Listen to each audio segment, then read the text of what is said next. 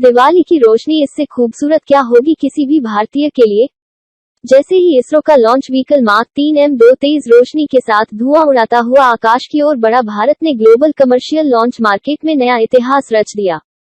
जी हां, इस लॉन्च के साथ ही इसरो ने सभी भारतीयों को मानो दिवाली का सबसे बेहतरीन तोहफा दिया है, क्योंकि mission LVM-3 M2 OneWeb India पूरी तरह सफल रहा। वनवेब के 36 रॉकेट प्रक्षेपण के इस मिशन के लिए इसरो ने अपने सबसे भारी रॉकेट LVM-3 यानी लॉन्च व्हीकल मार्क 3 को आंध्र प्रदेश के श्रीहरिकोटा से आधी रात 12:07 पर प्रक्षेपित किया। सभी 36 सैटेलाइट सफलतापूर्वक अंतरिक्ष में स्थापित, सिग्नल भी मिलने लगे। देश के दुर्गम इलाकों में भी बेहतरीन संचार सेवा देना वनवेब का लक्ष्य है। इस सफल प्रक्षेपण के आधार पर वनवेब ने भारत के कश्मीर से लेकर कन्याकुमारी तक और गुजरात से अरुणाचल प्रदेश तक बेहतरीन संचार सुविधा देने की बात कही है। बता दें कि LVM-3 को पहले GSLV मार्क रॉकेट के नाम से भी जाना जाता था। इस मिशन का 24 घंटे का काउंटडाउन रखा गया था। इस मिशन में ब्रिटिश स्टार्टअप वनवेब के 36 उपग्रहों का लॉन्च किया गया।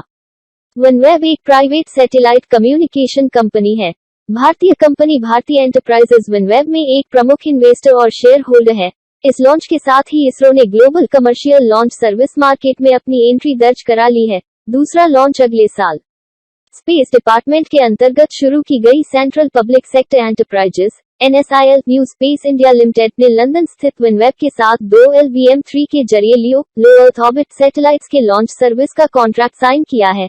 हाल ही में शुरू हुए स्पेस डिपार्टमेंट के अंतर्गत इसरो के कमर्शियल लेग की तरह काम करने वाले NSIL के साथ यह पहला कमर्शियल LVM-3 लॉन्च था। इस लॉन्च का दूसरा सेट 36 सैटेलाइट्स को अगले साल शुरुआत में प्रक्षेपित किया जाएगा। 3 स्टेज का रॉकेट यह मिशन NSIL और इसरो दोनों के लिए ही काफी अहम माना जा रहा था, क्योंकि यह पहली बार था जब लॉन्च व्हीकल मार्क 3 के जरिए कोई कमर्शियल लॉन्च किया गया। इससे पहले इसरो कमर्शियल लॉन्च के लिए PSLV का इस्तेमाल करता था।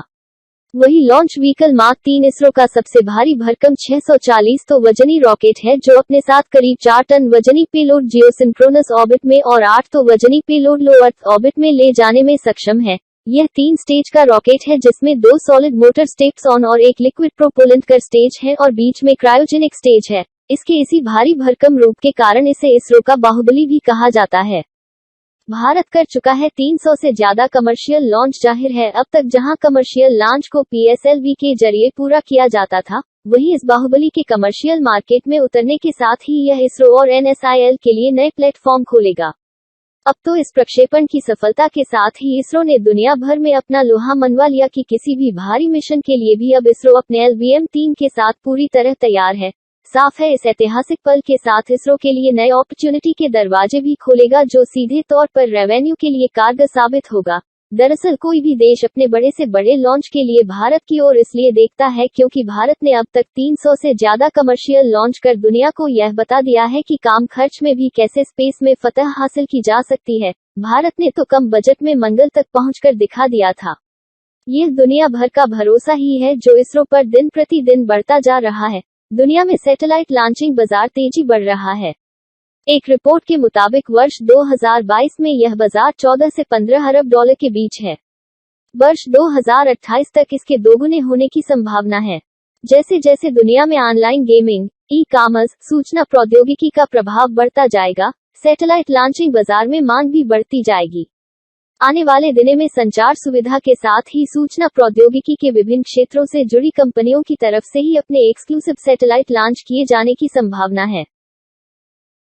आशा करते हैं आपको हमारा ये वीडियो अच्छा लगा होगा। चैनल को सब्सक्राइब करें और अपने दोस्तों के साथ शेयर करें। जय हिंद, जय भारत।